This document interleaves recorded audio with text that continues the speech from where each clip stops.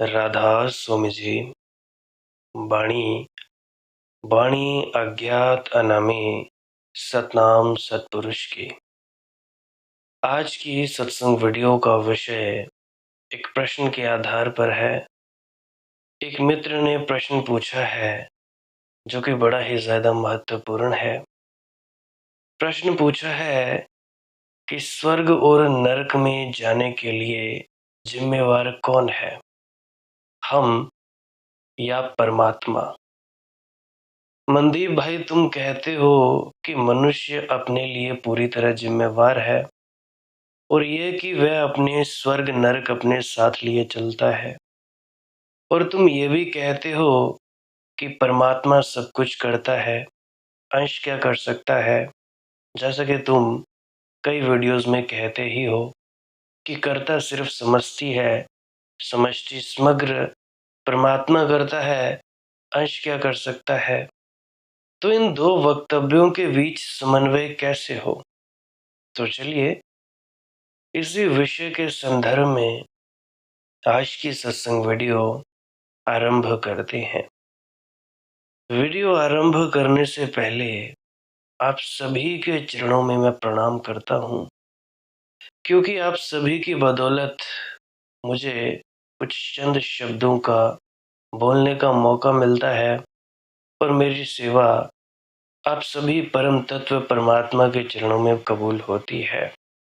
तो चलिए अपने अपने गुरु महाराज को याद करते हुए इस सत्संग वीडियो का आनंद उठाने की कृपा करें। जैसा कि मित्र ने प्रश्न पूछा कि दो वक्तव्यों के बीच समन्वय कैसे हो। देखो मेरे मित्र, समन्वय करना ही क्यों चाहते हो? अगर समन्वय हो भी जाए तो क्या होगा? बुद्धि की थोड़ी सी खुजलाहट मिटेगी। कोई समन्वय से जीवन में क्रांति नहीं होगी। समन्वय की आकांक्षा ही व्यर्थ है। साधना कैसे हो ये पूछो, समन्वय कैसे हो इससे क्या होगा? क्या तुम्हें दार्शनिक बनना है, बड़े विचारक बनना है, बड़े सिद्धांतवादी बनना है? हमारी जिज्ञासाएं भी मौलिक रूप से गलत होती हैं, इसीलिए तो हम भटकते रहते हैं। अब बहुत से मेरे मित्र ऐसे हैं, बहुत सी दादियां, अंकल, आंटियां, मेरी उम्र के बहुत से ऐसे हैं जिनकी जिज्ञासा ही मौलिक रूप से गलत होती है। जब जिज्ञासा ही गलत है तो भटकोगे नहीं तो और क्या करोगे? अब कई मेरे मित्र प्रश्न पूछने आ जाते हैं कि जी, परमात्मा को किसने बनाया, काहे को ये सृष्टि रची, ये क्यों हुआ, वो क्यों हुआ। अरे भाई, अगर तुम लोगों को पता भी लग जाए कि परमात्मा ने सृष्टि क्यों बनाई, कैसे बनाई, तो क्या तुम लोग सोचते हो कि तुम लोगों को शांति मिल जाएगी? बिल्कुल नहीं।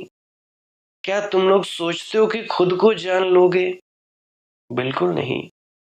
सवाल खड़ा का तो खड़ा ही रह जाएगा ना कि तुम कौन हो। जैसा कि मैंने पिछली वीडियो में ये सवाल उठाया था कि भाई, मान लो अगर मेरी याददाश्त खो जाए, सारी उम्र मैं और कामों में पड़ा रहूं, खुद की मेरी याददाश्त आए ना, खुद को जानूं ना कि मैं कौन हूं, तो मेरे डॉक्टर, इंजीनियर या और भी पेशे सीखने से मतलब क्या? खुद को जाना नहीं, बाकी सब चीजें जानी, तो उससे मतलब क्या? तो उसी प्रकार से परमात्मा के बारे में जानकारियां इकट्ठी कर ली कि ऐसा है, वैसा है, और खुद को जाना नहीं, तो उसका मतलब क्या?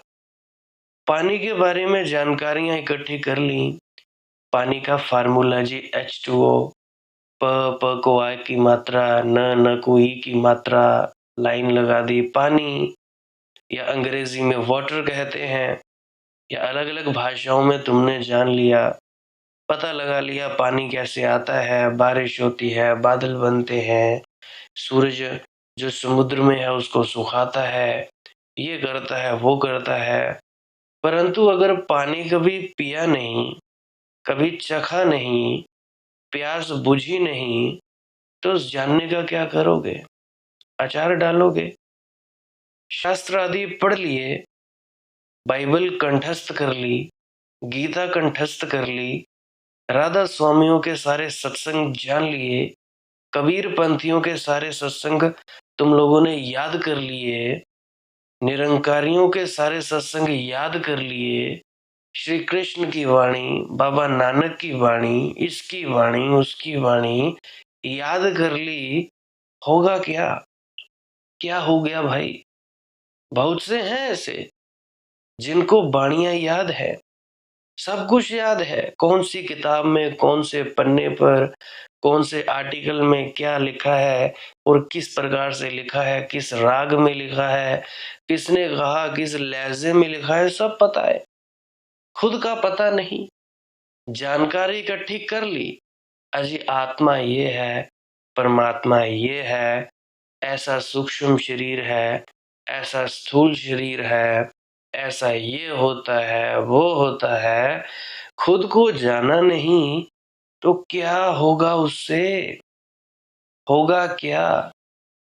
पानी चखा नहीं, पानी के बारे में जानकारियां इकट्ठी कर ली और दूसरों को ज्ञान झाड़ने लगे यूट्यूब पे आकर, खुद के घर की आग बुझी नहीं, दूसरों के घरों की आग बुझाने के दावे करते हो, उससे होगा क्या? तो इसीलिए तो कहता हूं कि भाई, हमारी जिज्ञासाएं भी मौलिक रूप से गलत होती हैं, भटकते हैं हम। और जिसकी जिज्ञासा सही है, बस 1 मिनट में व्यक्ति अनुभव करवा सकता है तुम्हें। आत्मावान व्यक्ति जो जानता है, उसके पास बैठने मात्र से ही तुम्हें वो ऊर्जा महसूस होगी, वो शांति महसूस होगी, वो अमृत तुम थोड़ा सा पी पाओगे अपने रोम छिद्रों के द्वारा। बैठना मात्र ही काफी है। आत्मावान व्यक्ति खुद को जो जानता है, जानने वाले के पास बैठोगे ना, बस इतना ही काफी है, बोलना भी काफी नहीं है। मुझे बात याद आती है, महात्मा बुद्ध के पास एक व्यक्ति आया और महात्मा बुद्ध से प्रश्न किया कि भगवान, क्या आप मुझे बोल सकते हो बिना बोले, जना सकते हो जो सत्य है? क्या आप मुझे सत्य का एहसास और आभास करवा सकते हो? तो महात्मा बुद्ध ने क्या किया? आंख बंद की। तो उस जो व्यक्ति ने, उसने भी क्या किया? आंख बंद की। बैठे रहे, कुछ देर बैठे रहे, महात्मा बुद्ध भी आंख बंद किए बैठे रहे और वो व्यक्ति भी बैठा रहा। 5 मिनट बीते, 10 मिनट बीते, 20 मिनट, 25, बीते बीते 3-4 घंटे बैठ गए, बीतते रहे। और जो बुद्ध के साथ जो शिष्य रहता था आनंद, वो देखता रहा। उस व्यक्ति ने आंख खोली, आंखों से अश्रुधारा बहने लगी और बुद्ध के चरणों में गिरा और कहने लगा, धन्यवाद भगवान, जो मैं चाहता था बिना कहे कहा जाए, हो गया, बहुत बहुत धन्यवाद। बुद्ध ने उसके सर पर हाथ रखा, इतना वात्सल्य, इतने प्रेम से हाथ रखा और वो व्यक्ति अपने घर चला गया। आनंद पूछने लगा कि भंते, आपने कभी किसी के सर के ऊपर ऐसा हाथ तो रखा नहीं, इस व्यक्ति के ऊपर क्या? तो वो कहने लगे कि आनंद, इशारों से जो समझ सकता है वो समझ जाता है, इशारों से जो समझ सकता है वो समझ जाता है। कुछ लोग होते हैं जिनको इशारों की भी जरूरत नहीं पड़ती। फिर वो कहने लगे कि तुम जानते हो, जब हम राजमहल में होते थे तो वहां पे कुछ घोड़े होते थे जिनको बोल बोल कर सीधा करना पड़ता था, जिनको चाबुक मार मार कर चलाना पड़ता था। कुछ घोड़े होते थे जिनको मारने की भी आवश्यकता नहीं होती, जिनको सिर्फ चाबुक की आवाज ही करनी होती थी, तब वो चलते थे। और कुछ घोड़े ऐसे होते थे जिन पर चाबुक की आवाज करना भी बेईमानी होती और वो बस आते, बैठते और चल पड़ते। आनंद ने कहा, हाँ बनते, मुझे याद आया। तो बुद्ध कहने लगे, बस कुछ लोग हैं जो सिर्फ चाबुक मारने से ही समझते हैं।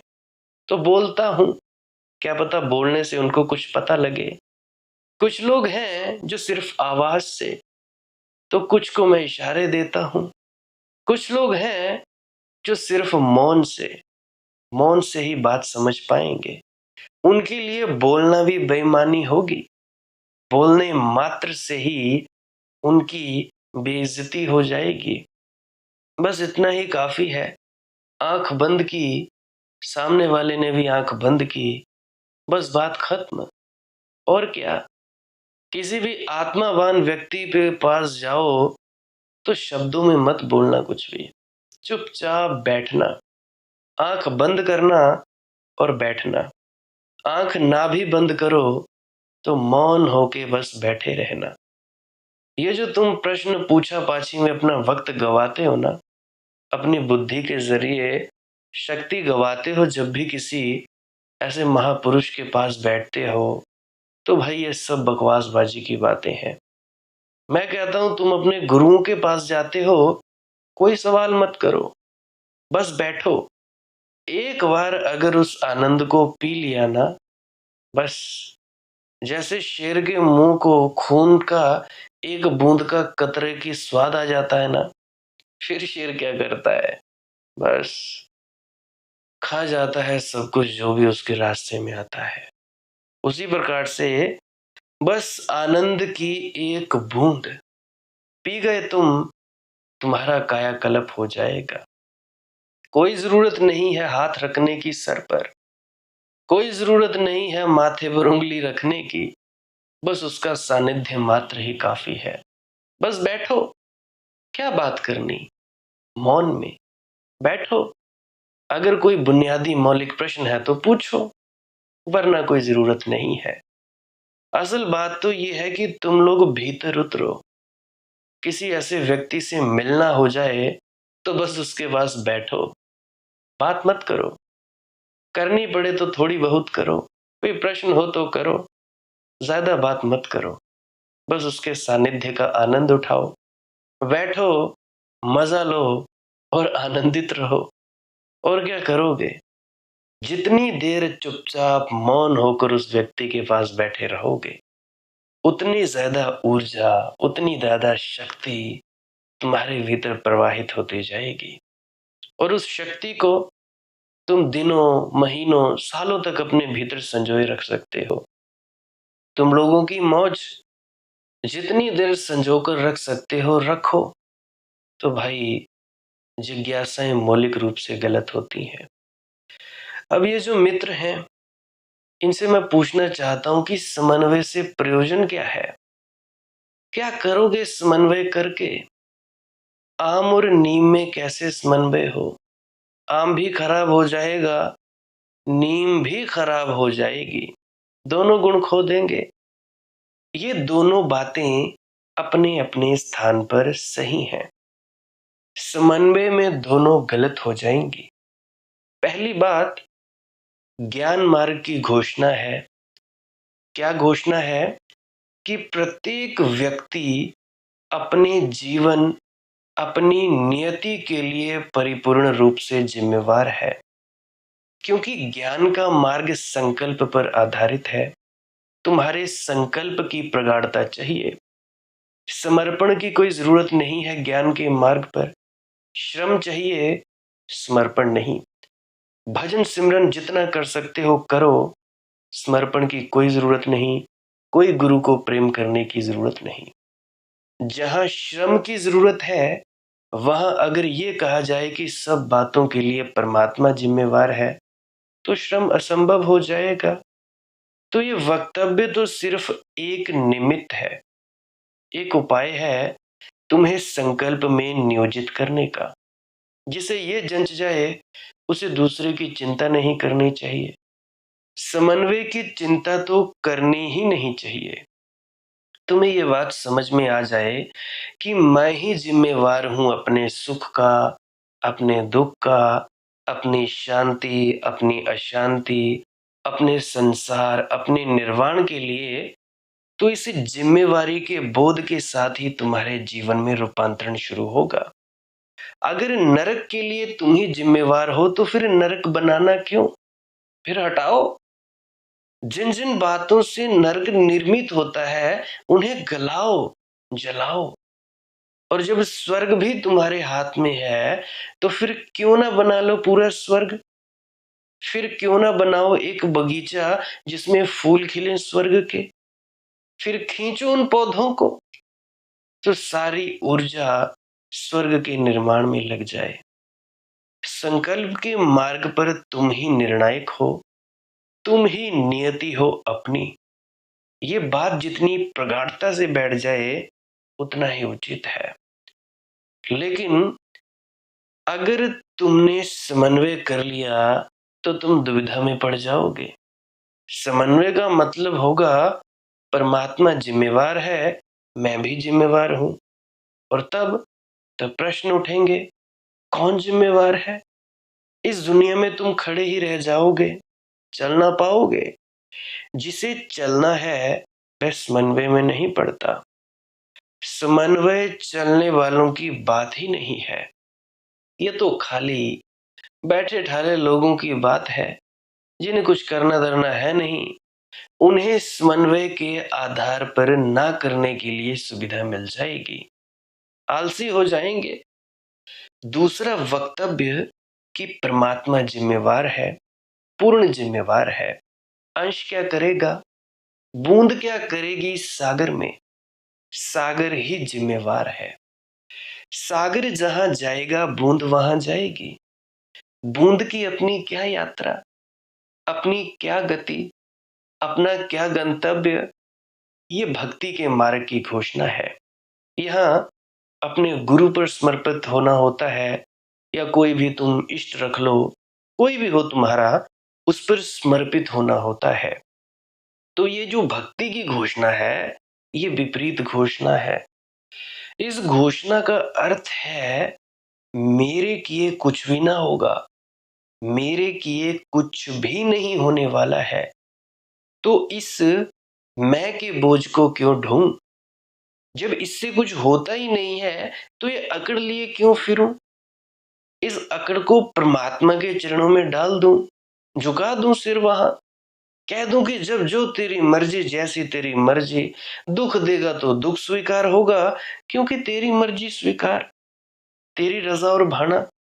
सुख देगा तो सुख स्वीकार होगा क्योंकि तेरे अतिरिक्त और कोई मर्जी चलती ही नहीं। तो अब रोना क्या, शिकायत क्या? ये उनके प्रश्न का जवाब है जिन्होंने मुझसे पूछा था कि मालिक की रजा और भाने में रहने का क्या मतलब है। तो वो व्यक्ति जिन्होंने भी प्रश्न पूछा था, तो इसको ध्यान से सुन ले। अभी पीछे बोला मैंने, क्या बोला कि भाई अकड़ को परमात्मा के चरणों में डालो, कह दो कि अब जो तेरी मर्जी, जैसी तेरी मर्जी। दुख देगा तो दुख हमें स्वीकार, सुख देगा तो सुख स्वीकार। जे राज कराए त तेरी उपमा, जे भीख मंगाए त क्या कट जाए। दुख सुख दोनों समकर जानो, दोनों मान बमाना। अगर राजा बना दिया तो क्या हो गया भाई, अगर भिखारी बना दिया तो भी क्या हो गया, दुख दिया तो भी क्या हो गया, सुख दिया तो भी क्या हो गया। अगर मान दिलवाया, इज्जत सम्मान दिलवाया, गलों में हार या ट्रॉफियां प्रदान की तो भी क्या हुआ, तेरी बड़ाई। दुख दिया तो भी तेरी बड़ाई, सुख भी तो तूने दिया था। इसको कहते हैं रजा और भाड़ा। वृक्ष रोते तो नहीं कि हरे हैं, क्यों हरे हैं? चांद तारे रोते तो नहीं, नदी पहाड़ रोते तो नहीं, जो जैसा है वैसा है। कीड़े मकोड़े रोते तो नहीं कि हम क्यों गंदगी में हैं, प्रभु मर्जी। तो भक्त ऐसा ही, जैसा है वैसा ही प्रभु को समर्पित हो जाता है। वह कहता है बुरा भला जैसा हूं तुम जानो। बुरे की जरूरत हो तो बुरा बना लो, भले की जरूरत हो तो भला बना लो। मैं तुम्हारा चित्र हूं, तुम चित्रकार हो, जैसा रंग भरने हो भर दो। चित्र की क्या हैसियत, चित्र क्या चित्रकार को कहे, ये बिल्कुल दूसरी ही बात है। ये दूसरी ही घोषणा है। इस घोषणा में अहंकार को समर्पित करना है। पहली घोषणा में श्रम को प्रज्वलित करना है, दूसरी घोषणा में अहंकार को समर्पित करना है। ये इलाज अलग है। तुम्हें अगर पहली बात जम जाए तो दूसरी को भूल ही जाना कि किसी ने कही है। समन्वय की तो बात ही मत करना। ये भी स्मरण भूल जाना कि कोई ऐसा भी कहने वाला है जगत में कि सब कुछ करने वाला परमात्मा है। क्योंकि वह बात तुम्हारे मन में अगर गूंजती रही तो समर्पण को पंगु कर देगी, नपुंसक कर देगी। वह तो एंटीडोट हो जाएगा, वह तो उल्टी दवा पी ली। और अगर समर्पण की बात जम जाए, तुम्हारा रुआ पुलकित होता हो, समर्पण की बात सुनकर हृदय उमगता हो, रस बहता हो कि हाँ यही ठीक है, उसके चरणों में सब रख दूं, जो वह करे वही हो। दूसरी बात जम जाए तो पहली बात को विस्मृत कर देना, पहली बात को भुला देना। तो तुम लोग या तो भजन सिमरन करो या उस मालिक की मौज में डूबे रहो, क्या दिक्कत है। तो तुम पूछ रहे हो कि दोनों का समन्वय कैसे करूं। मैं कह रहा हूं, चलना हो तो एक पर ही चला जा सकता है, दो पर नहीं चला जा सकता। दो रास्तों पर कोई कैसे चलेगा। अरे भाई, एक नदी जाती है दिल्ली तक हिमाचल से, और उसके दाएं तरफ जाती है सड़क। तो तुम या तो नाव में बैठो या गाड़ी में बैठो, तुम्हारी मौज। अलग अलग तरीका है, पहुंचाता एक ही जगह है। और ये भी सही है कि दोनों रास्ते वहीं पहुंचाते हैं, तो भी तो दो रास्तों पर एक साथ नहीं चल सकते। पहाड़ पर अनेक रास्ते चोटी की तरफ जाते हैं, लेकिन चलोगे तो एक रास्ते पर ना, अनेक रास्तों पर इकट्ठे तो ना चलोगे। सब रास्तों के समन्वय का क्या अर्थ होगा भाई। पहाड़ पर चढ़ते वक्त तुम ये नहीं पूछते कि ये एक रास्ता बाईं तरफ जाता है, एक दाईं तरफ, दोनों का समन्वय कैसे करें। मुझे पहाड़ के ऊपर जाना है, मैं समन्वय का मार्ग बनाऊंगा। एक कदम इस रास्ते पर चलूंगा, एक कदम उस रास्ते पर चलूंगा, तो तुम कभी शिखर पर ना पहुंच पाओगे। तुम बड़ी झंझट में पड़ जाओगे, तुम विक्षिप्त हो जाओगे। दौड़कर एक कदम इस पर चलोगे, दौड़कर एक कदम उस पर चलोगे, ये दौड़ने में ही जान उखड़ जाएगी। और पहुंचोगे कब, पहुंचोगे कैसे। आदमी पहुंचता है एक ही मार्ग पर सतत चलकर। कदम के बाद कदम एक ही मार्ग पर चलता है तो पहुंचता है। अब भाई, एक मित्र है मेरे, पता नहीं क्या नाम है उनका, भूल गया मैं। तो वो कहते हैं कि मेरे गुरुदेव ऐसा कहते हैं। तो फिर मैं कहने लगा तुम अपने गुरु की मानो। फिर कहते हैं भाई आप समझाओ। फिर मैं कुछ और बात कहता हूं तो फिर कहते हैं मेरे गुरु नाराज होते हैं। तो अब ये मित्र समन्वय के चक्कर में फंसे हुए हैं कि मनदीप भी वही बात कह दे जो मेरे गुरुदेव कहते हैं। अब सबसे बड़ी बात यह है कि मैंने उनके गुरुदेव को कभी देखा नहीं, ना कभी जाना, ना कभी सुना। तो मैं कैसे कह दूं कि वो क्या कहते हैं क्या नहीं कहते हैं। उनके जैसी मैं बात कह नहीं सकता, क्योंकि जिस मार्ग पर चलकर मैं पहुंचा हूं, मैं उसी की बात ज्यादा बढ़िया ढंग से कहता हूं। बाकियों को अगर मैंने किसी को सुना है, समझा है, तो उससे मुझे पता लग जाता है कि हाँ ये मार्ग ठीक है, ये व्यक्ति ये कहता है। अब जब मैंने किसी को सुना ही नहीं, तो मैं कैसे टिप्पणी कर सकता हूँ कि भाई कौन कैसा है, कौन कैसा नहीं है। तो भाई, एक बात जरूर जान लिया करो, या तो अपने गुरु की माना करो या मेरी माना करो। अगर मेरी और तुम्हारे गुरु की बात जम जाए तो चल पड़ो, या तो मैं ऐसे ही कहता हूँ कि भाई तुम लोगों को जो मैं कहता हूँ उस पे अमल करो। अगर पाओ कि हाँ अनुभव होता है, मजा आता है, आनंद आता है, तो चलो, नहीं तो छोड़ो मुझे। मुझे कोई भीड़ थोड़ा ना इकट्ठी करनी है कि मुझे इतना अपना भीड़ लगानी है या अपने बड़े बड़े दरबार लगाने हैं। मुझे क्या लेना देना। दरबार लगाने होते तो मैं कोरोना से ही लगा लेता, आज से 3-4 साल पहले। मुझे नहीं कुछ भी लेना देना कि भाई तुम उस गुरु के पास जाते हो, मेरे पास चले आओ उसको छोड़कर ना। गुरु अपना वही रखो जो तुम्हारा है। मार्गदर्शन लेना हो तो ले लो, नहीं तो तुम लोगों की मौज। कई आते हैं, कई जाते हैं, कई गालियां निकाल के जाते हैं, और कई ऐसे हैं गालियां निकालते हैं, जाते हैं और फिर से आते हैं, और फिर ऐसे आते हैं कि फिर वो जा नहीं पाते, भूल नहीं पाते। बहुत से ऐसे हैं जो गालियां निकालते थे, नाराज होते थे मेरे से, मुझको एक एक टन की गाली निकाल कर जाते थे, कभी कॉल पर, कभी व्हाट्सएप पर, कोई कमेंट सेक्शन में। और आज वही लोग सुन रहे हैं, और वो जाने को तैयार नहीं है। क्यों? क्योंकि जो बात कहता था वो बात 100% सही पाई, बस बात बन गई। अगर एक बात सही पाई तो दूसरी को अमल में लाने से क्या दिक्कत? दूसरी को अमल में लाते हैं, दूसरी बात भी सही, तीसरी को लाते हैं, तीसरी भी सही। तो इस तरह से जिंदगी चलती है आप लोगों की। तो बहुत से हैं। अब 1 लाख व्यक्ति, उसमें से सिर्फ 10,000 व्यक्ति मुझे सुनता है। तो सोचो क्या रेशो बनी? 10%। 10% इन लोगों में से एक भी व्यक्ति अगर खुद को जान जाए ना, तो मेरे लिए बड़ी खुशकिस्मती होगी। मुझे पता है एक व्यक्ति ही पूरी तरह जानेगा, बाकी सब तो बुद्धि के तल पर अड़े हैं। ये नहीं तो ये क्या, कुछ चमत्कारों के उसमें अड़े हैं कि कुछ चमत्कार हो जाए। कुछ कहते हैं कि भाई ऐसा हो जाए, वैसा हो जाए। कुछ मांगते हैं कि हमारे बेटा हो जाए, हम मुकदमा जीत जाएं। कुछ बोलते हैं कि हमारी लड़ाई झगड़े खत्म हो जाएं। ऐसा ही है। कोई ये नहीं बोलता कि मैं खुद को कैसे जानूं, मुझे आनंद मिले। उसकी बात बताओ। बस मैं इतना ही बताता हूँ। तुम लोग कहते हो कि जी घर में झगड़े होते हैं तो भाई हम भजन सिमरन करें। मैं कहता हूँ कि भाई तुम लोग भजन करो, तुम्हारे झगड़े मिट जाएंगे। यही तो बात है। तो भाई अगर तुम लोग दवाई नहीं खाओगे तो ठीक कैसे होगे? परंतु तुम्हारी शर्त ही बड़ी अजीब है कि अजय पहले बीमारी ठीक हो जाए फिर हम दवाई खाएंगे। अरे अगर बीमारी ठीक हो जाए, बीमारी मिट जाए, स्वस्थ हो जाओ, तो दवाई खाने की क्या जरूरत भाई? फिर तो कोई जरूरत नहीं दवाई की।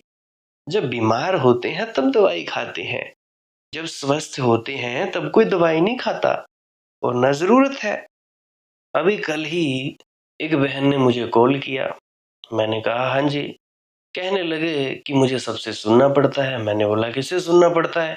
कहने लगी मेरी माँ जी भी सुनाती हैं, मेरी भाभियाँ, मेरी बहनें, ये है वो है। मैंने पूछा क्या तू अपने घर में ठीक है, स्वस्थ है? तेरे बच्चे, तेरा पति, वो तो नहीं तुझे कुछ करता? कहती नहीं, वो तो ठीक है। तो फिर मैंने कहा कि भाई फिर उनकी चिंता क्यों लेनी?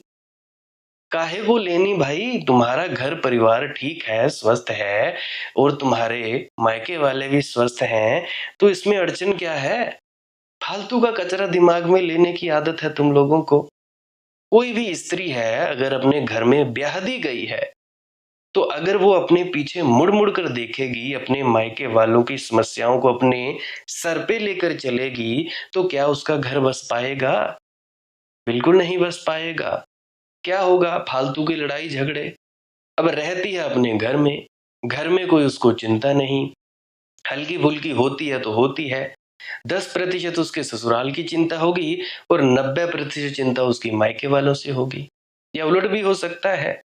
मायके वालों से क्या, उसने कुछ कह दिया माँ ने, अजी मेरी भाभी ऐसे करती है, वैसा मेरे भाई ऐसा। अरे तुम लोगों ने क्या लेना देना उनसे? मुझे बताओ तो सही। तुम्हारी भाभी जाने, तुम्हारे भाई जाने, तुम्हारी बहनें जाने, वो अपने घर में मस्त, तुम अपने घर में मस्त। बस कॉल करो, हालचाल पूछो। ये इतनी लंबी लंबी बातें करने से होगा क्या? कि भाई तुम्हारे मायके में क्या क्या घटनाएं घट रही हैं, क्या हुआ, कौन सा नया मेला आया, कौन नया पीएम सीएम बना, कौन क्या आता है, कौन नया मंत्री आया, कौन ये हुआ वो हुआ।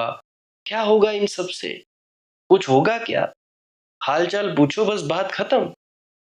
मैं तुम लोगों से पूछता हूं, अगर कोई व्यक्ति तुम्हारे घरों में कूड़ा फेंकने आए, तुम्हारे घरों में कूड़ा फेंकने आए, तो तुम उसे बोल देते हो कि नहीं जी नहीं, कूड़ा मत फेंकना। परंतु अगर कोई व्यक्ति कॉल के माध्यम से अपनी जुबान से आमने सामने तुम्हारे दिमाग में कचरा डालने लगे तो तुम बड़ा स्वीकार करते हो। आओ जी आओ, विराजो, धन्य भाग हमारे, आप कूड़ा लेकर आए, हम लेते हैं। फालतू की बातें, इधर की बातें उधर की बातें, इधर की बात उधर करते हो, उधर की बात इधर करते हो, और तुम्हारे घर में लड़ाई झगड़े। तकरीबन तकरीबन मैं सभी के घरों में ऐसा ही देखता हूँ। मेरी पत्नी का भी यही हाल था। अपने घर की चिंता, मेरा भाई यह है, मेरी माँ का क्या होगा, पिता क्या होगा। तो अब उसको बात समझ आई कि भाई जो होगा सो होगा। तुम्हारा फर्ज है कि उनका हालचाल पूछना, अगर बीमार है तो दवा दारू का इंतजाम करना, और क्या कर लोगे, या सेवा कर लो, और तो कुछ कर नहीं सकते। अब जिसने पीना ही जहर हो, उसका तुम कर क्या सकते हो, मुझे बताओ। अगर तुम्हारे जो माँ बाप हैं वो जहर ही पीना हो, तो तुम बेटियां क्या कर सकती हो। अभी किसी बेटी ने पूछा था बाबा जी महाराज से कि पति कहता है कि उनको छोड़ो। मेरे ख्याल से उनको बताना नहीं आया होगा बाबा जी महाराज को। वो चाहती होंगी कि भाई मैं 24 घंटे अपने माँ बाप के साथ लगी रहूं, कॉल पे बात करती रहूं, और फिर क्या होगा, वही लड़ाई झगड़े। पति जो कहता है वो माननी नहीं, और माँ बाप जो कहते हैं पीछे, उनके घर में लड़ाइयां हो रही होती हैं, और तुम लोग दखल अंदाजी करने चल पड़ती हो कि हाँ जी मैं हूं, मैं कराती हूँ सुलह। अपने घरों में तुम्हारे आग लगी हुई है, और उनके घरों में तुम लोग सुलह करने जाती हो। ये काहे की बहादुरी हुई भाई। और तुम लोग अपनी बेटियों को शिक्षा नहीं दे सकते अच्छी। काहे की शिक्षा हुई भाई, कैसी और काहे की। अब मैं जिस घर पे रहता हूं ना, ये मेरी बुआ जी का छोटा मकान है। और मुझे आज भी याद है, मेरी माताजी कहा करती थी कि यहाँ पे घास की जो ऊपर पड़ी होती है ना, जैसे टीन की छत होती है, घास की छत हुआ करती थी। तो मेरी माताजी सुनाया करती थी कि जब वो यहाँ आई, तो मेरे जो भाई हैं, बुआ जी के बेटे, छोटे हुआ करते थे, तो वो भीग रहे थे बारिश में। मेरी माता आई हुई थी, तो वो सुनाती थी कि वो आई हुई थी, उन्होंने देखा कि यहाँ तो हालत ठीक नहीं है। जब हालत ठीक नहीं है तो उन्होंने मेरे दादाजी को बताया, मेरी बुआ जी के पिता को। तो उन्होंने हालत देखी कि हाँ ऐसा हो रहा है। तो भाई उन्होंने जब बोला कि भाई ऐसा हो रहा है, तो उन्होंने एक कमरा तैयार करके दिया। धीरे धीरे आज इस मकान में मैं रह रहा हूँ, उसी मकान में जिस मकान को उन्होंने छोटे से बड़ा करने में मदद की थी। और मेरे चाचा जी ने भी, मेरे चाचा जी राजमिस्त्री, उन्होंने भी घर बनाने में सहायता की। अब उनका एक और घर है, आज मेरी बुआ के 2 घर हैं। इस प्रकार की सहायता करते हैं, ये नहीं कि दूसरों के घरों में दखल अंदाजी दी। मेरे दादा दादी ने, मेरी एक बड़ी बुआ रही है, वो तो चले गए, वो तो मर गए, चोला छोड़ गए। अब मेरी छोटी बुआ जी हैं, इनके घरों में उन्होंने कभी दखल अंदाजी नहीं दी, क्योंकि बचपन से मुझे देखा है मैंने, मेरी ना दादी ने दखल अंदाजी दी इनके घर के मामलों में, ना मेरे दादाजी ने। और आज भी, अभी मैं इधर रहता हूँ, मैं इनका भतीजा हूँ, अब भी मैं इनकी दखल अंदाजी नहीं देता इनके घर के मामलों में। क्योंकि अगर मैं इनके मामलों में दखल अंदाजी दूंगा तो भाई मैं गलत हो जाऊंगा, अगर ये मेरे मामले में दखल अंदाजी देंगे तो ये गलत हो जाएंगे। तुम लोगों को ये पड़ी होती है कि जो बेटियां होती हैं, मैं उनकी खासकर बात कर रहा हूं, कि हम लोग अपने मायके में सब कुछ सेट करके आए। अरे भाई, तुम लोग सिर्फ हालचाल पूछो, हालचाल पूछ सकते हो, सब कुशल मंगल है कि नहीं। उससे ज्यादा अगर टांग अड़ाओगे तो तुम्हारी टांग तोड़ दी जाएगी, या तो तुम्हारी भाभीियों द्वारा, या तो तुम्हारे बहनों द्वारा, या तुम्हारे भाइयों द्वारा। और क्या होता है, सबसे बड़ी लड़ाई की जड़ ही यही है। तुम अपना घर परिवार देखो, अपने बच्चे देखो, अपना पति देखो, अपने सास ससुर देखो। जैसा तुम बर्ताव चाहती हो कि हमारे उधर माँ बाप के साथ करो, वैसा अपने इधर करो, जैसी करनी वैसी भरनी। अब मैं ये नहीं कहता कि सभी गलत हैं, कुछ लोग गलत भी होते हैं, कुछ लोग सही भी होते हैं। 50-50 मामला है। कईयों के कोई लड़ाई है, कईयों के कोई लड़ाई है। अब कईयों का पति शराबी है। अब मैं अक्सर बताया करता हूँ, जिन स्त्रियों के पति शराबी हैं, अगर वो खाना बनाती हैं तो खाना बनाते वक्त शुभ भावना डालो। शुभ भावना से मेरा मतलब बस इतना ही तो कहना है, हे मेरे परमात्मा, हे मेरे बाबा जी, या जो भी आपके इष्ट हैं, कि जो भी ये खाना खाए वो शांत चित्त और मौन हो जाए, उसके भीतर सद्भावना आए। या अगर आप शराब छुड़वाना चाहते हो या कोई अच्छी भावना, वो कर दो। इससे क्या होगा? इससे जिस भावना से आप खाना बनाओगे, वो भावना सामने वाले के भीतर जाएगी। तुम लोग देखते नहीं डेरों में, ब्यास में देखो, डेरा ब्यास में 4-4 दिन पुरानी रोटी, बासी रोटी भी बड़ी मीठी लगती है, और इतना स्वादिष्ट भोजन कैसे? क्योंकि वहां पे जो स्त्रियां और पुरुष भोजन बनाते हैं, वो बड़े प्रेम से बनाते हैं, शुभ भावना डली हुई होती है, और वो खाना हमारे भीतर जाता है, हमारे भी विचार शुद्ध हो जाते हैं। अब जो जो जाते होंगे डेरा ब्यास में, वो मेरी बात से सहमत हो रहे होंगे कि वहां पर जाकर 99% विचार है वो पॉजिटिव हो जाते हैं, एक आध प्रतिशत रह जाता है। 99% तुम लोगों में शांति महसूस होती होगी तुम्हें। कारण क्या है? कारण इतना ही, एक स्त्री अपने घर को बना सकती है, अपने घर को उजाड़ भी सकती है। अगर तुम लोग अपने घरों को बदलना चाहती हो ना, अपने घरों को बदलना चाहती हो कि हमारे घर में लड़ाई झगड़े ना हो, हमारे बच्चे कहना माने, या हमारे पति भी कहना माने, या तुम्हारे सास ससुर तुम्हारी तारीफ करें, या तुम्हें बेटी की तरह रखें, तो भाई तुम लोगों को कुछ करना होगा। करने से मेरा मतलब ध्यान में उतरो। दूसरी बात, खाना बनाते समय शुभ भावना रखो। जल भुन के खाना मत बनाओ। जल भुन के खाना बनाओगे तो भाई घर में उजाड़ ही होगा, लड़ाई झगड़े ही होंगे। मेरा अपना खुद का घर, अपना मुंह काला करके तुम लोगों को बता रहा हूं, जिस घर में मैं पैदा हुआ था, चौथी क्लास में, शायद तीसरी चौथी क्लास में, शायद दूसरी क्लास में, इतना खास याद नहीं, तो मेरे चाचा जी की शादी हुई। मेरी चाची जी खाना बनाने लगी, तो मैं अक्सर देखता था, जब वो खाना बनाती थी तो जल भुन के बनाती थी। और आज हाल देख लो, दोनों भाई आपस में लड़ते हैं, एक दूसरे को गाली गलौज होती है।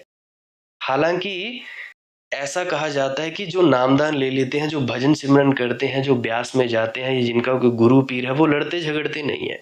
तो घर का ये हाल है, और परमात्मा ने मुझे घर से बाहर कर दिया कि भाई इस व्यक्ति को शांति पसंद है, इसको बाहर करो, ये मालिक की मौज है। अब बहुत से ऐसा सोचते हैं कि भाई तुम्हारे माता पिता को पता नहीं था, ये नहीं था, कि भाई तुमको क्यों बाहर निकाला। अरे भाई इस बात को समझो, परमात्मा मुझे बचा रहा है, मुझे फालतू की लड़ाई झगड़ों में पड़ने नहीं देता। मुझे शांति पसंद है, मुझे शांतमय माहौल में आकर फेंक दिया। उनको लड़ाई पसंद है तो उनको वहीं पे रख दिया। तो चाची जी ऐसा करती थी, तो उसी वजह से आज लड़ाई झगड़ा है। अपना मुंह काला करके तुम लोगों को बता रहा हूं। अब तुम में से कई लोग सोचते होंगे कि यार ये मनदीप तो ऐसे अपने घर का वो करता है। मैं ये तो कहता हूं कि भाई तुम लोगों को पता लगे कि ये चीज है, ये अनुभव की बातें हैं। अगर तुम्हारा गृहस्थ नहीं संभला तो तुम क्या परमात्मा की प्राप्ति करोगे? इंसान होकर इंसान के भीतर जो परमात्मा बैठा है, इंसान की खिदमत नहीं कर पाओगे तो क्या परमात्मा की प्राप्ति होगी भाई? कौन से परमात्मा की बात करते हो? किस गुरु को खुश करने की बात करते हो तुम लोग? अगर ऐसा नहीं होगा, अगर तुम लोग इंसान की सेवा नहीं कर सकते, और एक बात मेरी जरूर याद रखना, जो बूढ़े होते हैं ना, जिनकी उम्र ज्यादा बूढ़ी हो जाती है, अगर तुम्हारे सास ससुर होंगे, अगर वो बोलते हैं ना, वो बोलेंगे ही, क्योंकि अभी बूढ़ी उम्र है, कुछ ना कुछ होते रहते हैं। अगर आज उन लोगों की बात तुम लोग सुन जाओगे ना, आज सुन जाओगे, कल को तुम्हारे ही फायदे में आएंगी। कुछ भी बोलते जाएं, सुन लो, सहन कर लो। सहन कर लोगे, यही सहनशीलता तुम्हें बढ़ेगी, और आने वाले वक्त में तुम बढ़िया एक परिवार बना पाओगे। तो पहली बात, खाना बनाते वक्त किसी ने भी बुरी भावना नहीं रखनी है। सद्भावना, या तो सिमरन करते खाना बनाओ, ये नहीं कि सिमरन मुंह में चल रहा है और ख्याल कहीं और चल रहे हैं ना, बिल्कुल नहीं। दिमाग में ख्याल मरने मारने के और मुंह में राम राम राम राम राम, राधे राधे राधे राधे। क्या होगा इससे? कुछ नहीं होगा। सोच सही, पॉजिटिव सोच, या प्रार्थना कर दो जब खाना बन जाए और उसको देखो। जैसे व्यास में महाराज जी दृष्टि डालते हैं लंगर में, देखते हैं ना। अब बहुतों को पता होगा, जो पुराने मुझे सुनते होंगे, पुराने जो बुजुर्ग मुझे सुन रहे होंगे, उनको पता होगा कि ऐसा होता है वहां पे। बाकियों की संस्थाओं का मुझे पता नहीं, क्योंकि बहुत सी अलग अलग संप्रदायों के मुझे सुनते हैं। तो मैं डेरा ब्यास की बात कह रहा हूँ, वहां पे दृष्टि डाली जाती है। उसी प्रकार से तुम सब भी खाना बनाते वक्त हाथ जोड़कर अरदास किया करो कि शुक्र है तेरा, कि हे परमात्मा, इस खाने को जो भी खाए वो अमृत बन जाए उसके भीतर, या जो भी तुम चाहते हो।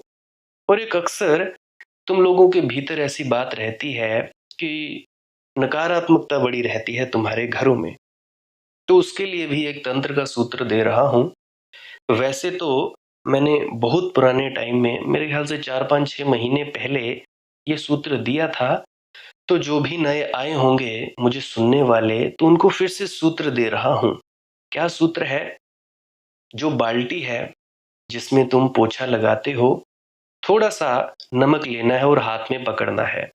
हाथ में पकड़ा, आंख बंद करके अपने अपने इष्ट को याद करते हुए ये प्रार्थना करनी है कि जहां जहां ये नमक पानी में घुला हुआ पोछा लगे, वहां वहां से नकारात्मकता दूर होके पॉजिटिविटी या सकारात्मकता फैल जाए। पानी में डालना है, घोल देना है, और सारे जहां जहां तुमने पोछा लगाना है लगा दो। नकारात्मकता तुम्हारी दूर हो जाएगी। ठीक है, ये बात थी नकारात्मकता में। और अगर घर में कोई पेड़ पौधे या गमलों में कोई प्लांट्स लगाए हों, छोटे छोटे पौधे, तो उनको पानी वगैरह दिया करो। और गौर करें, तुलसी के सामने दिए जलाने की जरूरत नहीं है, कोई जरूरत नहीं है। तुलसी को पूजने की भी जरूरत नहीं है। क्या जरूरत है तुलसी को पूजने की? क्या जरूरत है फालतू के कर्मकांड करने की? जब तुम लोगों को पता ही नहीं कि तुलसी को पूजा किस लिए जाता है, किस विधि के द्वारा पूजा जाता है, तो जो भी तुम करोगे वो गलत ही करोगे। ये ऐसे ही है जैसे बिजली का तार है। बिजली के तार को तुम लोगों को संभालना नहीं आता। अगर संभालना नहीं आता ढंग से, बिजली का कनेक्शन इधर उधर हो गया तो करंट नहीं लगेगा, तो और क्या लगेगा। तो अगर तुलसी को पूजना नहीं आता, धूप वगैरह मत किया करो, सिर्फ पानी डालो तुलसी को, बस बात खत्म। फालतू के कर्म कांडों में मत पड़ो। या तो किसी जानकार व्यक्ति से पूरी विधि विधान लो कि भाई तुलसी को पूजना कैसे है, दिया क्यों जलाना है, या तुम धूप वगैरह जलाते हो, अगरबत्ती तो क्यों जलाना है। अगर किसी को नहीं पता, तो देखा देखी में ऐसा करने की जरूरत नहीं है। अक्सर बहुत से घरों में इसी की वजह से लड़ाई झगड़े और क्लेश रहते हैं। ये बात मेरी ध्यान में रख लेना। अब तुम लोग बहुत से बोलते हो कि भाई हमारे घरों में क्लेश क्यों है, इसी की वजह से है। अब मैं नहीं कहता कि तुलसी पूजन की वजह से है, पूजो, पर किसी जानकार से पूरी विधि लेकर पूजो। अब जैसा कि महाराज जी कहा करते हैं, बाबा जी महाराज, कि भाई तुम लोग ध्यान करते हो, उतरो, पर किसी जानकार की निगरानी में उतरो। क्योंकि अगर जानकार नहीं होगा, तुम लोग डर जाओगे, किसी को झटके लगते हैं, किसी को कुछ होता है, तो उससे क्या होगा, तुम लोगों को डर पैदा हो जाएगा, या ये हो जाएगा वो हो जाएगा, हर चीज का डर होता है। अब जिसको रास्ता नहीं पता, अब रास्ता पता हो जाएगा। अब जैसा कि तुम सब सत्संगों के माध्यम से जान रहे हो, अब बहुतों की जो चढ़ाई है वो अभी से शुरू हुई है। किसी ने 6 महीने पहले मुझे सुनना शुरू किया, किसी ने 2 महीने पहले, किसी ने 1 महीने पहले। अब जाके उनकी चिंताएं समाप्त हुई हैं। कई तो इतने मस्त हुए पड़े हैं जिसका तो हिसाब ही क्या। मैं उनसे कई बार बोला करता हूँ कि भाई इससे भी आगे बढ़ो। वो कहते हैं यार मनदीप, ये बात तो ठीक है कि मस्ती आ गई, बात ठीक है, अब बहुत जन्मों से हम इसी मस्ती के लिए तरसे थे, क्या करें अब हम। फिर मैं कहता हूँ चलो कोई बात नहीं, टिके रहो, धीरे धीरे इससे भी ऊपर उठो। बहुत से लोग ऐसे हैं, तो भाई बहुतों को फायदा हुआ है। इसी तरह से मार्गदर्शक का होना बड़ा जरूरी है, और सच्चे आत्मावान व्यक्ति का, जो सीधा सीधा राह बताए। इसीलिए सत्संग सुनने की भी बड़ी महिमा है। आज के सत्संग में मैंने आपको ये भी बताया कि भाई तुम लोग जो बेटियां हैं जो अपने ससुराल जाती हैं, वो ज्यादा अपने मायके के कामों में दखल अंदाजी ना दिया करो। इतना ही कहना चाहूंगा। दखल अंदाजी दोगे तो तुम बुरी बन जाओगी। ससुराल में पति से भी बुरी और मायके में तो बुरी बन जाओगी। क्या फायदा होगा? एक साइड हो लो, बस अपना उतना ही रखो हाल चाल। फालतू की बात मत किया करो कि भाई। और मैं इन सासों को भी बोलना चाहता हूँ, इन माओं को, कि अपनी बेटी को घर पे रहने दिया करो, बसने दिया करो उनको ढंग से। फालतू के फोन कॉल्स करते रहते हो। अजी इतना भी क्या हो गया? अब जब पुराना टाइम होता था, चिट्ठियां होती थी, चिट्ठी पत्री होती थी, घर में लड़ाई हुई, चिट्ठी लिख दीजिए, और जब तक चिट्ठी पहुंचती थी तब तक सुलह भी हो जाती थी। और आज का टाइम देखो, लड़ाई हुई नहीं, झट कॉल किया, आजा तू। और माँ क्या कहती है? आजा तू, आजा, आजा अपना वो लेके। मैंने अपने गांव में ऐसा होता देखा है, आंखों देखी बात बता रहा हूँ। ये को मैं तुम लोगों को सुनाने की बात नहीं कर रहा हूँ, ये सच्चाई है कि भाई तुम लोग ऐसी करती हो, आजा तू। ये नहीं कि उसके घर पे जाकर अपनी बेटी को समझाओ या उसके पति को समझाओ या कुछ भी थोड़ा सा बातचीत करो बैठकर, नहीं, आजा तू। उससे क्या होगा? बेटी का घर उजड़ेगा और क्या होगा? बेटी को क्या सारी उम्र घर पे बिठा कर रखना है? और मैं बेटियों को भी बोलना चाहूंगा, क्या तुम लोगों को अकल नहीं है कि किस प्रकार से रहना है, किस प्रकार से नहीं? और मैं इन ससुराल वालों को भी कहना चाहता हूँ, क्या तुम लोगों को अकल नहीं है कि बहू को कैसे रखा जाता है? भाई सभी के तालमेल से ही यह सब कुछ होगा। एक हाथ से ताली नहीं बजती। अगर गलती बहू की है तो कुछ सास की भी होगी, पति की है तो पत्नी की भी होगी। दोनों हाथों से ताली बजती है। और सहनशील होना सीखो। जितने ज्यादा सहनशील हो जाओगे, उतना ही ज्यादा तुम लोगों के घर वसेंगे। क्यों हो रहे हैं आज इतने तलाक? काहे को हो रहे हैं? सहनशीलता है नहीं, आजा। एक एक लड़की की दो दो तीन तीन शादियां भी होती देखी है मैंने। तीन तीन चार चार, एक की तो 6 शादियां होती देखी है मैंने, आंखों से अपनी से। मेरी आप बीती की बात है, आप बीती की बात बता रहा हूं तुम लोगों को। तो भाई सहनशील होना सीखो, और बात को बात करके खत्म करने की कोशिश किया करो। और बाकी जो मैंने कहना था वो कह दिया। बुरा लगा हो तो भाई इसमें मैं क्या ही कह सकता हूँ। सच कड़वा ही होता है। अगर इस कड़वे घूंट को उतार लोगे अपने हलक से नीचे, पेट में पचा जाओगे, मैं गारंटी के साथ कह देता हूँ, लिख के दे देता हूँ, तुम लोगों को कभी दुख आएगा ही नहीं। हाँ, अमीरी गरीबी बीमारी वगैरह आ जाएगी, हल्का फुल्का आ जाएगा, पर फालतू की जो तुम कचरे अपने सिर पर ढोते हो ना, ये नहीं आएंगे। और एक बात मेरी जरूर ध्यान में रख लेना, जिस घर में स्त्री की उसका पति इज्जत नहीं करता या फालतू में मारपीट करता है, लड़ाई झगड़े करता है, उस घर की बरकत चली जाती है। उस घर में पैसा कभी टिक नहीं सकता। याद रखना तुम सब, जितने भी तुम लोग सुन रहे हो, जो पुरुष या लड़के मेरी बात सुन रहे हो या मेरी उम्र के 26 साल के या 22 के, मैं उनको बता रहा हूं, जिस घर में स्त्री की इज्जत नहीं होती, स्त्री को बेइज्जत किया जाता है, अपमानित किया जाता है, उस घर में हमेशा दुखों का पहाड़ टूटता ही रहेगा। याद रखना मेरी बात। धन जो है, पैसा है, वो टिकेगा नहीं। जितना मर्जी कमाओ, चाहे लाखों करोड़ों कमाओ, टिकेगा नहीं। आई गई बात होगी, या तो बीमारी में जाएगा या मुकदमों में जाएगा। ये बात मेरी ख्याल में रख लेना। तो घर में अगर कोई तुम्हारी पत्नी है या बेटी है, बहू है, तो भाई इज्जत करना सीखो। इज्जत करोगे तो बात बनेगी। स्त्री और पुरुष दोनों के तालमेल से ही घर बनता है। ऐसे क्या जरूरत है, क्या जरूरत है भाई शादी करवाने की? या तो करवाओ मत, अगर करवाओ तो निभाना सीखो। ये नहीं कि कोई इधर का मुंह कोई उधर को मुंह, साथ होकर चलो।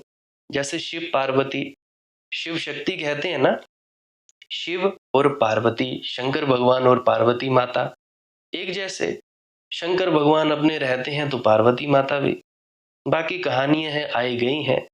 पर बात इतनी समझाना चाहता हूं कि घर में जिसके इज्जत नहीं होती, जिस स्त्री की, हमेशा दुखों का पहाड़ रहता है। लिख के ले लेना, तुम लोग अपने घरों में झांक लेना। परमात्मा की बात बाद में करेंगे, आत्मा परमात्मा की बात बाद में करेंगे, पर पहले ये बात को कर लें कि भाई तुम लोग दुखी क्यों हो, परेशान क्यों हो। तो ये है तुम्हारे स्वर्ग और नरक का हाल। इस स्वर्ग और नरक के लिए तुम लोग ही जिम्मेवार हो। जितने भी मुझे सुन रहे हैं, बहन भाई बेटे बेटियां, दादियां दादा, जो भी कोई सुन रहा है, उन सब के लिए है। तो भाई ऐसा तो मत करो। तो भाई थे अभी जिन्होंने मुझसे प्रश्न पूछा समन्वय के बारे में कि समन्वय क्यों नहीं होता, तो मैं बस इतना ही कहना चाहूंगा कि समन्वय की बकवास के पीछे राजनीतिक उद्देश्य होते हैं, साधनाओं से कोई संबंध नहीं होता है। अब जैसे गांधी जी ने कहा अल्लाह ईश्वर तेरे नाम, ठीक है, बात ठीक है, लेकिन अगर दोनों नाम जपते रहे तो कभी ना पहुंच पाओगे। और कहते रहे गांधी जी महात्मा अल्लाह ईश्वर तेरे नाम, लेकिन जब गोली लगी ना, तो अल्लाह नहीं निकला, बस ये निकला हे राम, यही निकला। तब अल्लाह कहाँ गया भाई? तब राम अल्लाह या अल्लाह राम, इतना तो कह देते जाते वक्त, थोड़ा तो हिसाब रखते। जिंदगी भर बोलते रहे ईश्वर अल्लाह तेरे नाम, ये मरते वक्त राम क्यों निकला भाई? अल्लाह तो सिर्फ राजनीति थी, वह तो मुसलमान भाइयों को राजी करने के लिए उपाय भर था, उसमें कुछ प्राण भर नहीं थे। जब गोली लगी तो राजनीति राजनीति सब भूल गई, तब तो जो अंतरतम में था वही निकला। अब उस क्षण में राजनीति कौन याद दिलवाएगा? उस क्षण कौन सोचेगा कि जिन्ना क्या सोचेगा कि मुसलमान क्या सोचेंगे? इसकी फुर्सत कहाँ रही होगी। गोली ने सब राजनीति मिटा दी, जो हार्दिक था वही निकल गया। अल्लाह भी प्यारा है, राम भी प्यारा है। अल्लाह जंचे तो अल्लाह जपो, राम जपे राम जचे तो राम जपो, कोई दिक्कत नहीं है। मगर ईश्वर अल्लाह दोनों मत जपो, दोनों का स्वर विज्ञान अलग है, दोनों की चोट अलग है, दोनों का परिणाम अलग है, दोनों दो अलग तरह के साधकों के लिए निर्मित किए गए हैं। तो सदा याद रखो, प्रत्येक साधना पद्धति अपने आप में पूर्ण है, उसे किसी दूसरी साधना पद्धति के सहारे की जरूरत नहीं।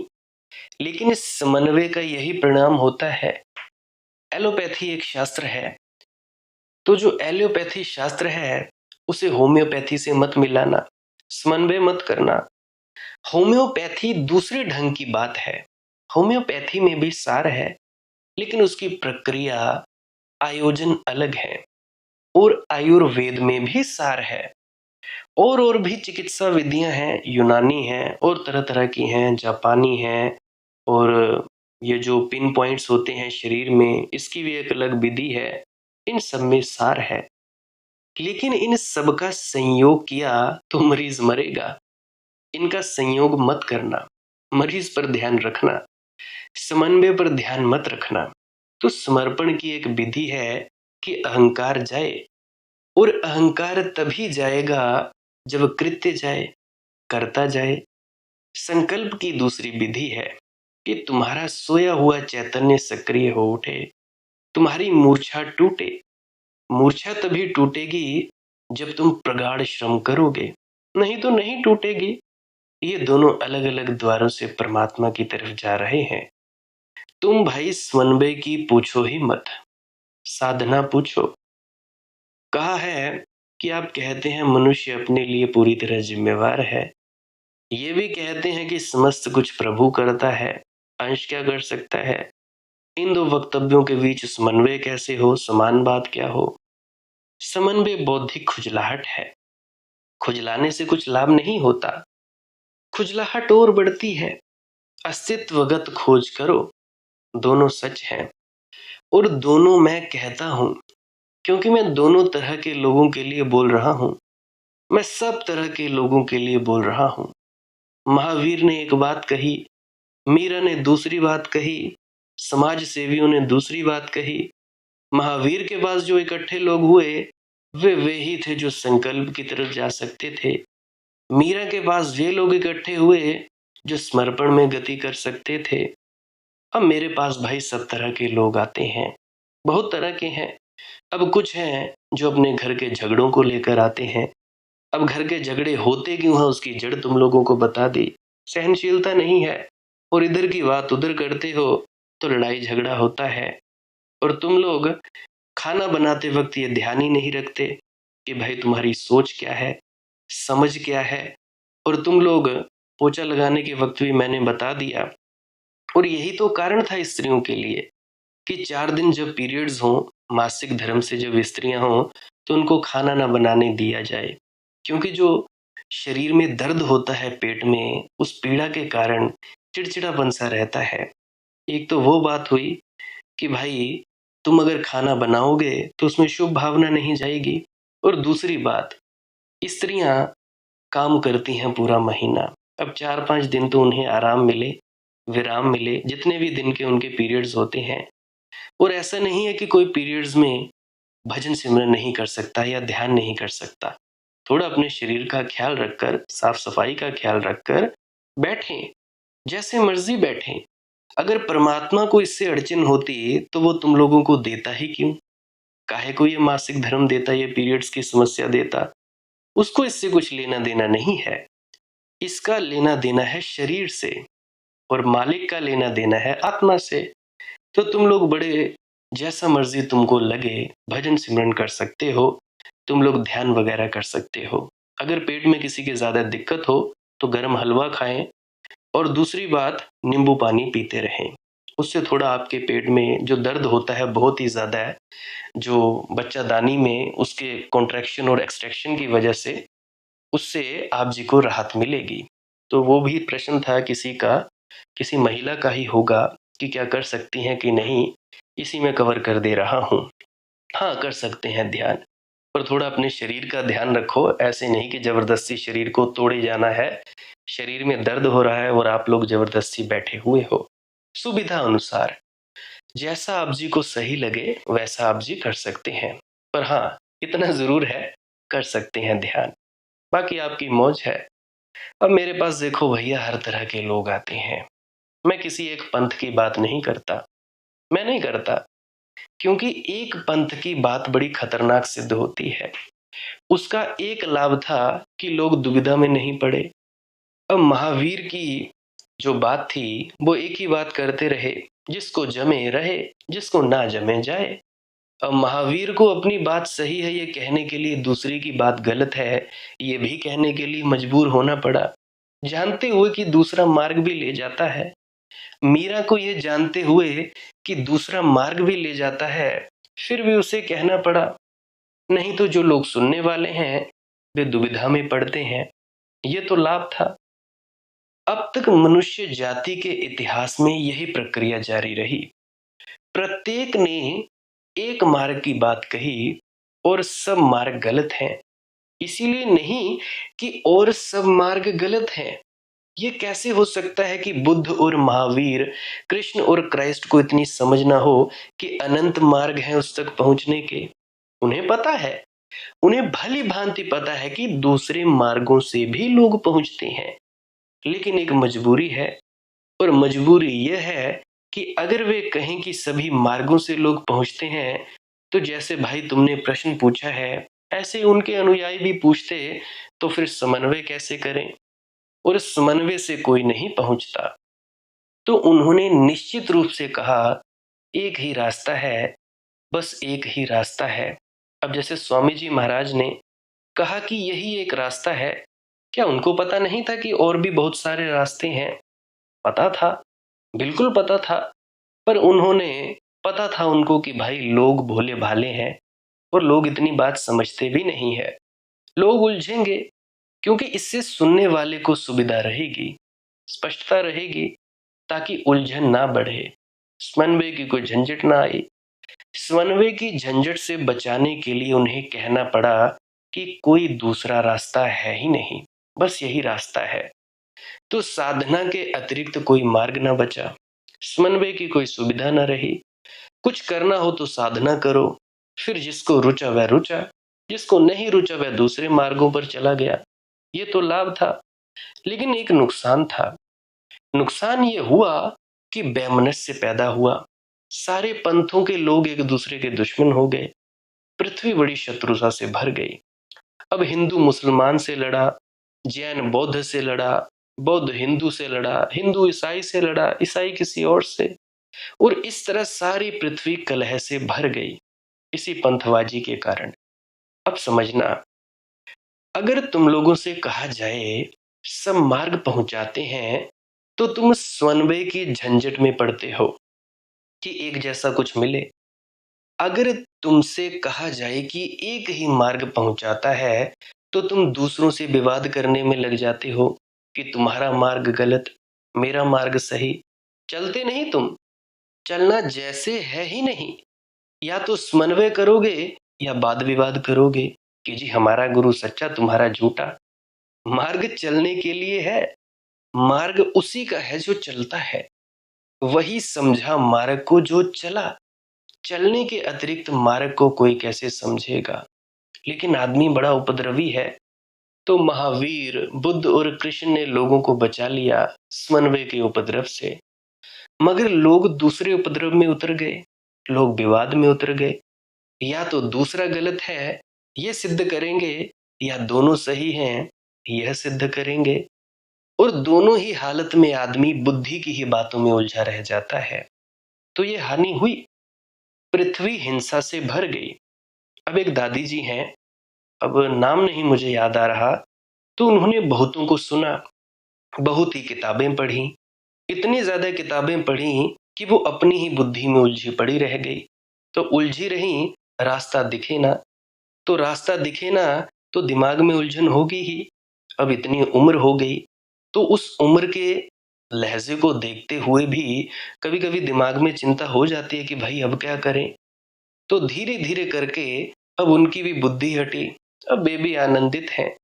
तो इस तरह से उलझन में होती है। इसको मैं खुद अपनी आंखों से देख चुका हूं, लोगों के मन में मैं सब पढ़ चुका हूं कि भाई बुद्धि की बातों में लोग उलझे रहते हैं, तो ये हानि बहुत ज्यादा होती है। पृथ्वी हिंसा से भर जाती है। सारी मनुष्य जाति का इतिहास धर्म के नाम पर हत्या का इतिहास है। ऐसा होना नहीं चाहिए था। धर्म के कारण जितना अधर्म हुआ है, उतना अधर्म किसी और बात के कारण नहीं हुआ। ये बड़ी हैरानी की बात है। धर्म तो प्रेम का संदेश है, धर्म तो प्रभु का संदेश है, लेकिन धर्म शैतान के हाथ में पड़ गया। मंदिर में प्रतिमाएं प्रभु की हैं, लेकिन पीछे जो बैठा है प्रतिमाओं के, वह शैतान है। बातें प्रेम की और हाथों में तलवारें। यहाँ शांति के कबूतर उड़ाए जा रहे हैं और पीछे जहर तैयार किया जा रहा है, हिंसा का, क्रोध का, शत्रुता का। ये काहे को होता है? इस बुद्धि के कारण। बुद्धि ही भेद करती है कि भाई इधर जाएं उधर जाएं, ये करें वो करें। जब तक कोई सच्चा मार्गदर्शक नहीं मिलता, इस बुद्धि को छोड़ा नहीं जा सकता। परंतु एक बात और भी है, अगर तुम लोग अपना समर्पण ना करो, चाहे व्यक्ति सच्चा ही क्यों ना हो, चाहे तुम्हारा गुरु पूरा और सच्चा ही क्यों ना हो, तब भी तुम लोग चूक जाओगे। तो बुद्धि अहंकार को समर्पित करना पड़ता है गुरु के चरणों में, तब जाकर वो तुम्हारी बुद्धि से तुमको मुक्त करता है, तब जाकर तुम लोग मस्त और आनंदित हुए फिरते हो। तो मनुष्य को दोनों झंझटों से बचाना है कि वह विवाद में भी ना पड़े और समन्वय में भी ना पड़े। इसीलिए मैं सभी मार्गों की बात कर रहा हूं। कभी मैं समर्पण की चर्चा करता हूं, कभी संकल्प की चर्चा करता हूं, कभी मैं दुनियादारी की बात करता हूं, अभी जैसे आज की मैंने, ताकि तुम्हें ये बात समझ में आ जाए कि दूसरा भी सही है। ये और बात है कि तुम्हें वह मार्ग नहीं रुचता, ये तुम्हारी मर्जी की बात है, इससे मार्ग गलत नहीं होता। अब कोई आदमी पूर्व की तरह हाथ उठाकर प्रार्थना करता है, कोई पश्चिम की तरफ। तुम्हें पूर्व की तरफ हाथ उठाकर प्रार्थना करनी जंचती है, ठीक। किसी को पश्चिम की तरफ हाथ उठाकर प्रार्थना करनी जंचती है। इससे कुछ दूसरा गलत नहीं हो जाता। दोनों प्रार्थना कर रहे हैं, दोनों सही हैं। हाथ किस तरफ जोड़ते हो इससे क्या फर्क पड़ता है? क्योंकि सब तरफ परमात्मा है। कहीं भी हाथ जोड़ो, हाथ उसी के लिए जुड़ते हैं। काशी जाओ कि काबा, ब्यास जाओ कि निरंकारी भवन, या किसी भी जहां भी जाओ, कुछ भेद नहीं पड़ता। राधा स्वामी पुस्तक पढ़ो, कुरान पढ़ो, वेद पढ़ो, या निरंकारियों की पढ़ो या कबीर पंथियों की पढ़ो, कुछ भेद नहीं पड़ता। लेकिन ध्यान रखना, दूसरे खतरे में मत पड़ जाना कि अब वेद और कुरान में या राधा स्वामी पंथ में या कबीर पंथ में समन्वय करना है। ना समन्वय करना है, ना संघर्ष करना है। सारे मार्ग तुम्हें उपलब्ध किए दे रहा हूं। उसमें से जो रुच जाए, जो तुम्हारे मन में उमंग भर दे, जिसके साथ तुम डोल उठो, उस पर चलना है। और चलने से ही यात्रा तय होती है। तो ये दोनों वक्तव्य, बुद्ध जिसे कहते हैं कुशल उपाय, ये दोनों वक्तव्य कुशल उपाय हैं। मैं जानता हूं तुम्हारे मन में फिर भी सवाल उठ रहा होगा कि चलो ना करेंगे समन्वय, मगर ये दोनों एक साथ सही कैसे हो सकते हैं? स्वभावतः नहीं करते समन्वय। हमें कोई झंझट में नहीं पड़ना समन्वय की, मगर दोनों वक्तव्य विपरीत हैं, विरोधाभासी हैं। इन दोनों में एक ही सही हो सकता है, ऐसी तुम्हारी बुद्धि कहती है। बुद्धि के तर्क सीमित हैं।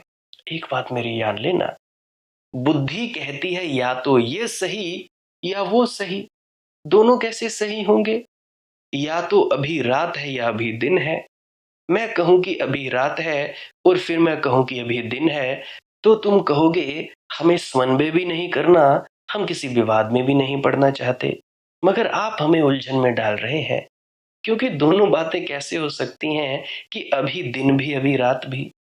दोनों बातें हो सकती हैं क्योंकि तुमने दिन और रात को अलग समझ रखा है। वही भूल हो गई।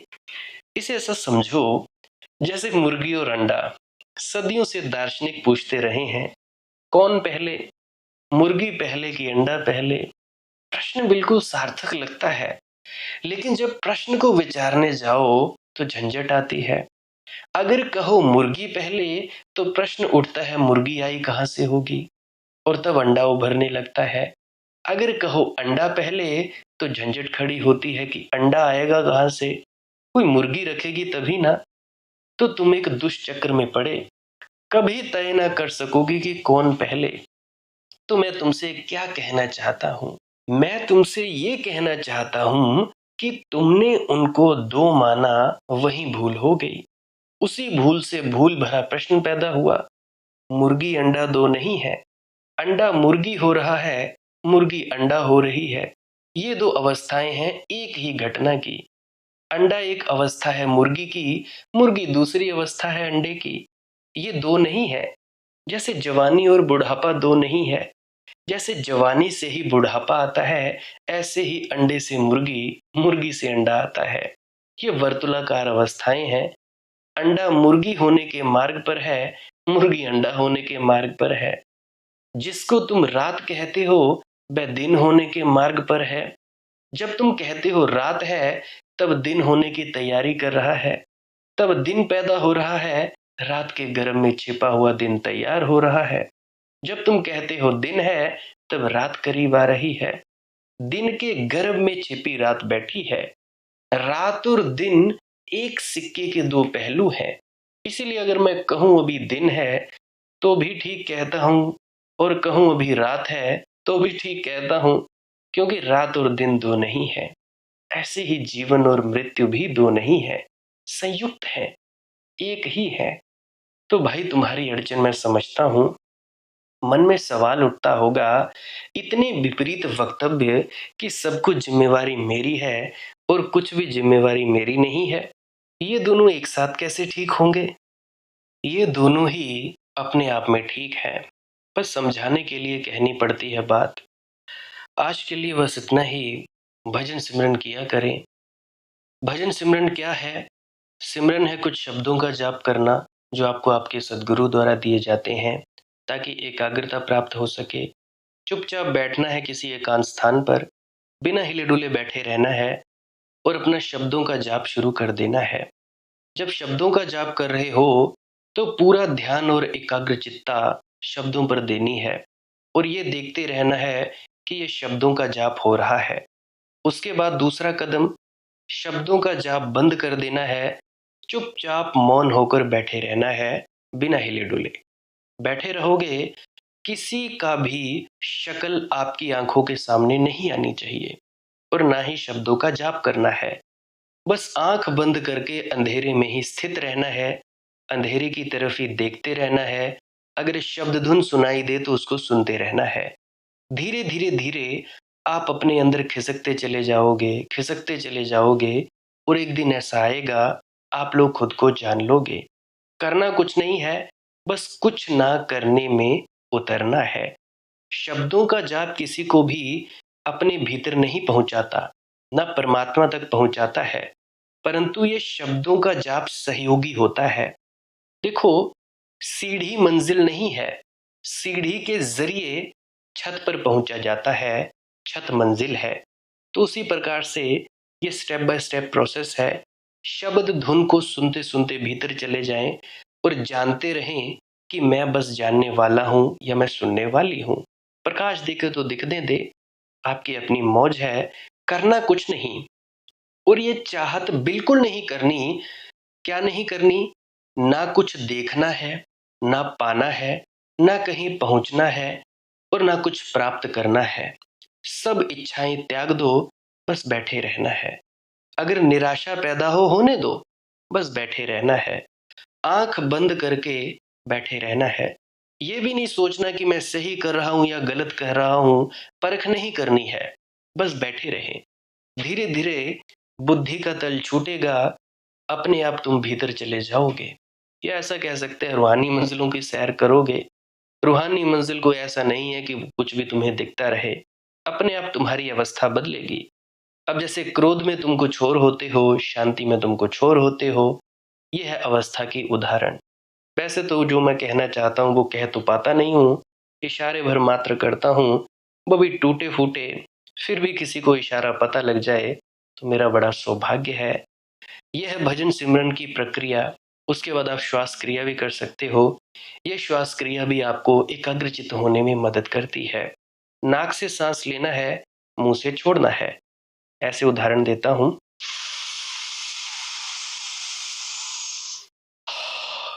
इस तरह से अंदर सांस लेनी है और बाहर छोड़नी है। 15 से 20 मिनट, 25-30 मिनट करें, करते जाएं और जब रुक जाएं, फिर चुपचाप मौन होकर बैठे रहें। नामदानी सज्जन भी कर सकते हैं, गैर नामदानी सज्जन भी कर सकते हैं। जिसकी जो मौज हो वो करता जाए।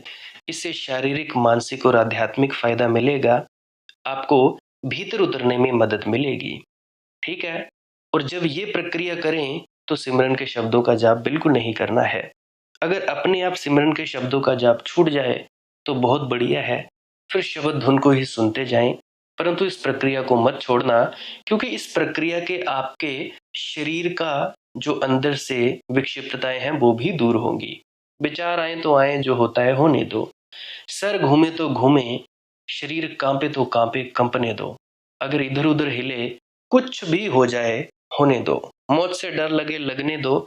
बस तुम लोग बैठे रहो और याद रहे, ना कुछ पाना है, ना कुछ देखना है, ना जानना है, ना समझना है। बस जो है उसी में स्थित रहना है। जब तुम कुछ नहीं करोगे तब तुम वहां पहुंच जाओगे, उस अवस्था में पहुंच जाओगे जिस अवस्था में तुम्हारा होना है। और उसी को कह सकते हैं सचखंड वासी, या आत्मज्ञान कह सकते हो। जो मर्जी तुमको नाम देना हो दे दो। प्रेग्नेंट लेडीज बिल्कुल ना करें। जो दिल की बीमारी हो, जिनको गोलियां वगैरह खाता हो, वो ना करें। और जिनको थोड़ी सांस की समस्या है वो भी ना करें। बाकी एक दो सांसें लेकर देखें। अगर दर्द वगैरह हो तो बिल्कुल ना करें। उसके अलावा हर कोई कर सकता है। नींद ना आती हो तो कर सकते हैं, लेटे लेटे भी कर सकते हैं। और अगर आप जी को डिप्रेशन हो, आत्महत्या के ख्याल आते हो तो भी कर सकते हैं। जिनके बच्चे थोड़े पढ़ाई में कमजोर हैं वो भी कर सकते हैं। आज के लिए बस इतना ही। अगर किसी का कोई प्रश्न हो तो कमेंट सेक्शन में पूछ सकता है। और आप इंस्टाग्राम, टेलीग्राम, फेसबुक, वहाँ पे सर्च करें मालिक की मौज सत्संग। वहाँ पे आप जी अपना प्रश्न छोड़ सकते हैं। उससे पहले एक मेरी विनम्र प्रार्थना, पुरानी सत्संग वीडियोस को अवश्य सुन लिया करें। क्या पता आपके किसी प्रश्न का जवाब मिल जाए।